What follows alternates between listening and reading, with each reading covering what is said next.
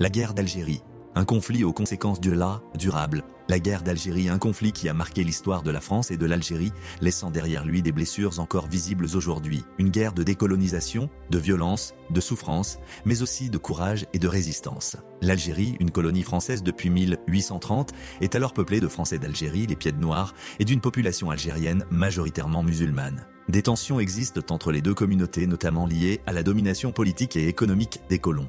Le 1er novembre 1954, le Front de Libération Nationale, FLN, lance une série d'attentats marquant le début de la guerre d'Algérie. Le conflit s'enlise, les deux camps se livrant à une lutte sanglante. La guerre est d'une violence extrême, marquée par la torture, les exécutions, les massacres de civils. Les Algériens se battent pour leur indépendance, tandis que le gouvernement français cherche à maintenir l'Algérie française.